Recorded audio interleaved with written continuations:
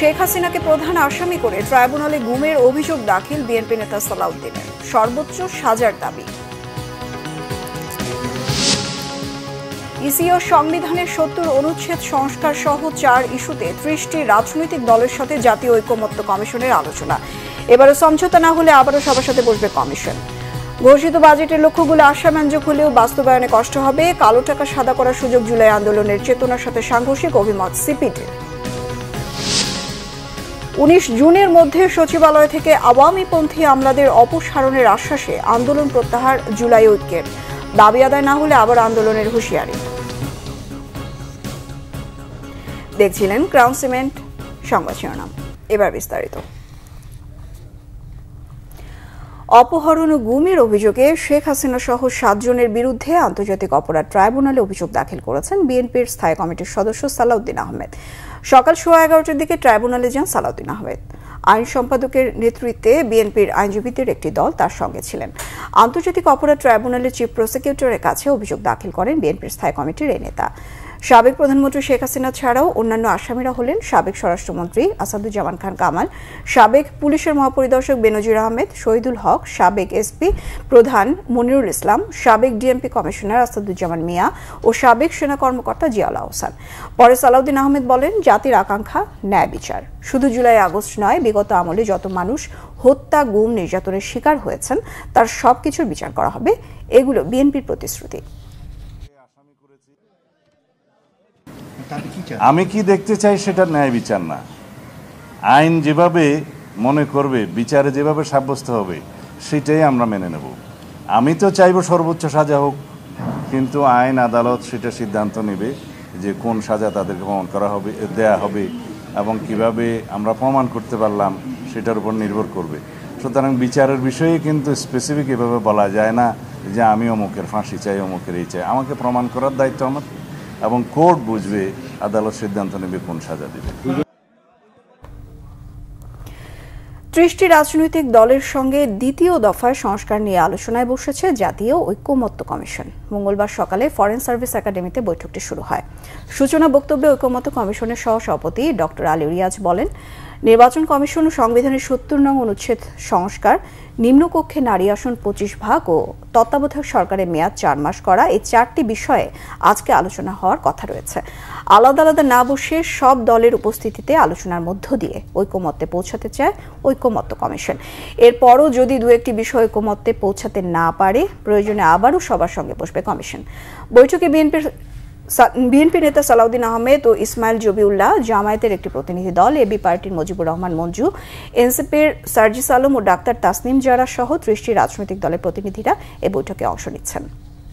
এই বৈঠকগুলো আমরা ঈদের পরে করব। আমাদের লক্ষ্য হচ্ছে একত্রে বসা, সকলে মিলে। তো ঈদের আগে, সরকারি ছুটির আগে মাত্র একটি দিন আছে, আমাদের অনেকেরই প্রস্তুতির ব্যাপার আছে ঈদের, সেই কারণে আর আমরা আগামীকাল বৈঠকের ব্যবস্থা করি। তো আমরা আশা করছি যে এই কাঠামোগতভাবে এটা অগ্রসর হলে আমরা আজকে এই বিষয়গুলো এক অর্থে নিষ্পত্তি করতে পারবো। কিন্তু এটা আবার বাধ্যবাধকতা মনে করার কোনো কারণ নেই যে এটাকে আমাদের নিষ্পত্তি করতেই হবে। যদি প্রয়োজন হয় যে একটি বিষয় আজকে আমরা নিষ্পত্তি করতে পারলাম না, আরেকটু আলোচনা করা দরকার, আমরা পরবর্তী দিনে বৈঠকের শুরুতে সেটা নিয়ে আমরা আলোচনা করে নেব। আগামী ১৯ জুনের মধ্যে সচিবালয় থেকে আওয়ামীপন্থী আমলাদের অপসারণের আশ্বাসে আন্দোলন প্রত্যাহার করেছে জুলাই ঐক্য। এই সময়ের মধ্যে দাবি আদায় না হলে আবারও আন্দোলনে যাওয়ার হুঁশিয়ারি দেন তারা। বেলা ১২টার দিকে শাহবাগ থেকে শুরু হয় লং মার্চ টু সচিবালয় কর্মসূচি। দোয়েল চত্বর হয়ে শিক্ষা ভবন মোড়ে গেলে জুলাই ঐক্যের লং মার্চ আটকে দেয় পুলিশ। এ সময় আন্দোলনরতরা রাস্তায় বসে পড়েন।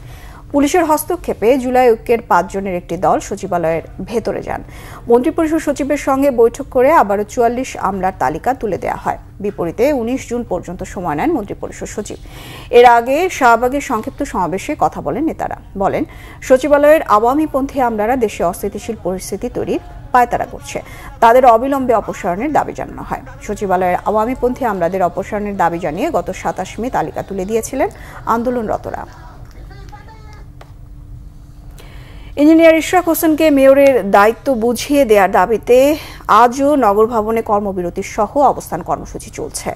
সকাল 10টা থেকে রাজধানীর বিভিন্ন এলাকার বাসিন্দারা মিছিল সহকারে জড়ো হতে থাকেন নগর ভবনের সামনে। দুপুরের আগে ঢাকাবাসী ব্যানারে নগর ভবনের নিচতলায় অবস্থান নিয়ে বিক্ষোভ শুরু করেন তারা। বেলা 3টার দিকে আন্দোলনকারীদের সঙ্গে যোগ দেওয়ার কথা রয়েছে ইঞ্জিনিয়ার ইশরাক হোসেনের।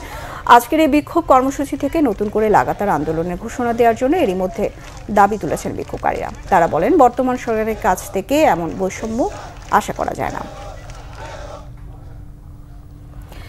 ঢাকা দক্ষিণ সিটি কর্পোরেশনের মেয়র পদে ইশরাক হোসেনকে শপথ গ্রহণ করানোর দাবিতে অবস্থান কর্মসূচি পালন করছেন ঢাকাবাসী। দর্শক, এই মুহূর্তে নগর ভবনে আছেন আমাদের বিশেষ প্রতিনিধি মিরাজ হোসেন গাজী, যুক্ত হচ্ছি তার সঙ্গে। মিরাজ, নগর ভবনে চলা আজকের কর্মসূচির সম্পর্কে জানাবেন আমাদের। বিপাশা, নিশ্চয়ই আপনি শুনতেও পাচ্ছেন স্লোগানের শব্দ। এখানে ঢাকাবাসীর ব্যানারে যেই কর্মসূচিটি চলছে, লাগাতার কর্মসূচি, ইশরাক হোসেনকে মেয়রের দায়িত্ব বুঝিয়ে দেওয়া, অর্থাৎ শপথ গ্রহণের আয়োজন এবং মেয়রের দায়িত্ব বুঝিয়ে দেওয়ার দাবিতে যেই কর্মসূচি, সেই কর্মসূচি লাগাতার চলছে এবং ঢাকাবাসী সহ এই নগর ভবনের কর্মচারীরা এবং ইশরাক হোসেনের সমর্থক এবং ঢাকার বিভিন্ন অঞ্চল থেকে, ঢাকা দক্ষিণ সিটি কর্পোরেশনের যারা বাসিন্দারা, ভোটাররা আছেন, তারাও কিন্তু এই আন্দোলনে সমবেত হয়েছেন। তারা এক দাবি জানাচ্ছেন এবং অভিন্ন দাবি তাদের।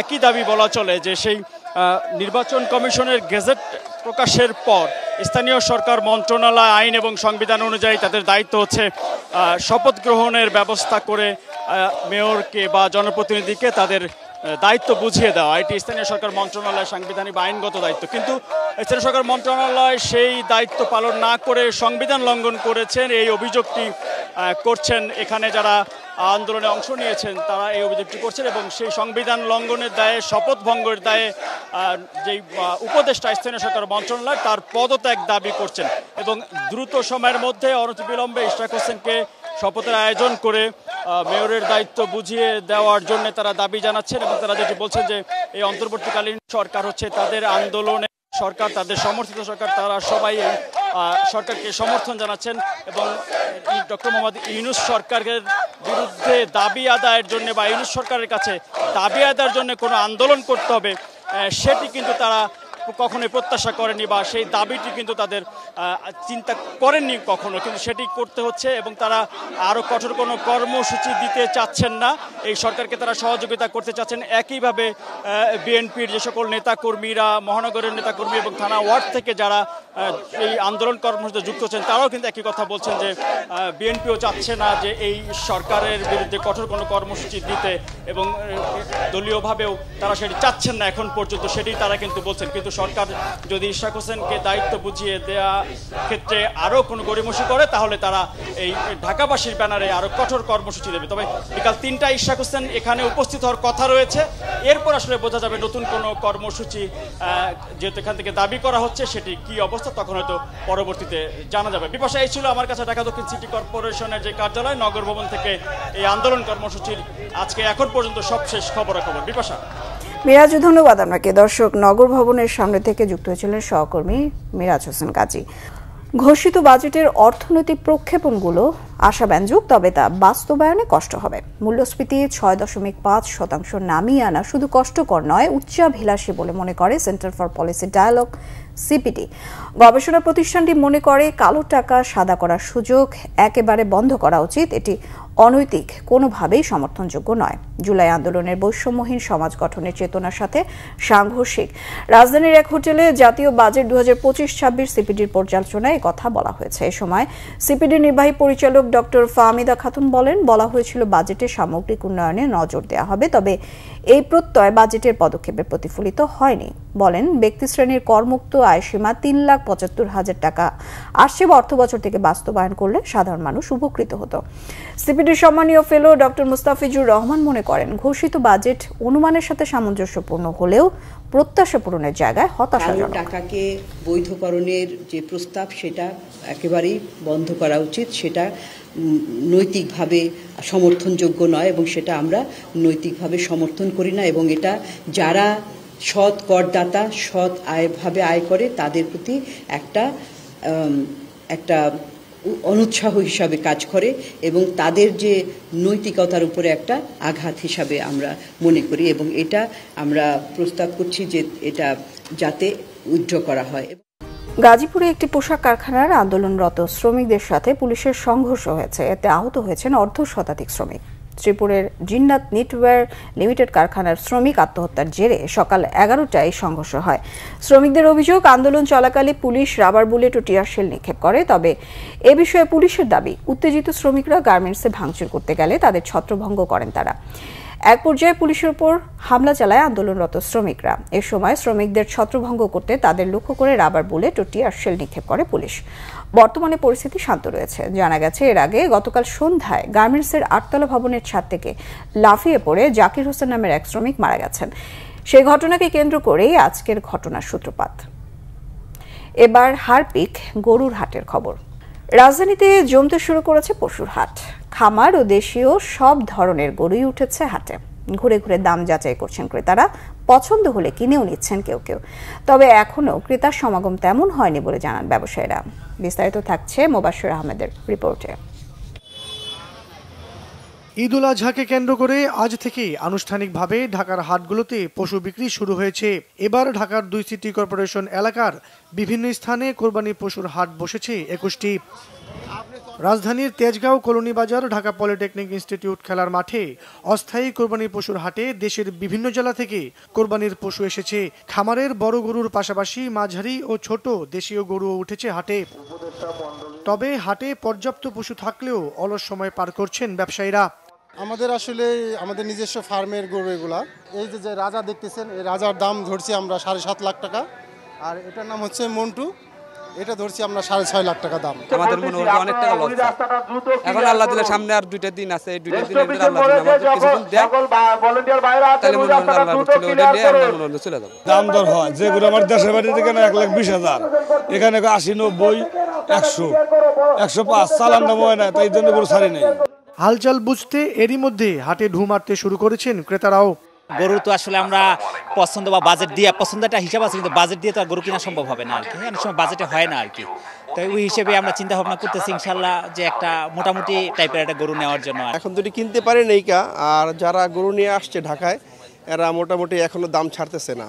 এদিকে রাজধানীর পশুর হাটগুলোর সার্বিক পরিস্থিতি পরিদর্শনে বের হন মৎস্য ও প্রাণী সম্পদ উপদেষ্টা ফরিদা আক্তার। এ সময় দেশীয় গরু কেনাবেচায় সবাইকে উৎসাহী হওয়ার আহ্বান জানান। দেশীয় জাতের গরুগুলো যেগুলো আছে সেগুলোর দিকে একটু আপনারা ফোকাস করবেন, তাহলে মানুষ যেন উৎসাহিত হয়। অনাকাঙ্ক্ষিত কোনো ঘটনা এড়াতে জোরদার করা হয়েছে হাট ও তার আশেপাশের সড়কের নিরাপত্তা ব্যবস্থা। মোবাশ্বের আহমেদ, বাংলা ভিশন, ঢাকা। সংবাদ শেষ করব ক্রাউন সিমের শিরোনামগুলো আরো একবার জানিয়ে। শেখ হাসিনাকে প্রধান আসামি করে ট্রাইব্যুনালে গুমের অভিযোগ দাখিল বিএনপি নেতা সালাউদ্দিনের, সর্বোচ্চ সাজার দাবি। ইসি ও সংবিধানের 70 অনুচ্ছেদ সংস্কার সহ 4 ইস্যুতে 30টি রাজনৈতিক দলের সাথে জাতীয় ঐকমত্য কমিশনের আলোচনা। এবারও সমঝোতা না হলে আবারও সবার সাথে বসবে কমিশন। ঘোষিত বাজেটের লক্ষ্যগুলো আশাব্যঞ্জক হলেও বাস্তবায়নে কষ্ট হবে। কালো টাকা সাদা করার সুযোগ জুলাই আন্দোলনের চেতনার সাথে সাংঘর্ষিক, অভিমত সিপিটির। 19 জুনের মধ্যে সচিবালয় থেকে আওয়ামীপন্থী আমলাদের অপসারণের আশ্বাসে আন্দোলন প্রত্যাহার জুলাই ঐক্যের। দাবি আদায় না হলে আবারও আন্দোলনের হুঁশিয়ারি। এই ছিল এখনকার মতো। পরের সংবাদ বিকেল 4টায়। 3টায় রয়েছে নিউজ টপ 10, দেখার আমন্ত্রণ রইল। এছাড়া বাংলা ভিশন সংবাদ ও সংবাদ সংশ্লিষ্ট অনুষ্ঠান দেখতে ভিজিট করুন www.bbnews24.com ও facebook.com/banglavisionnews।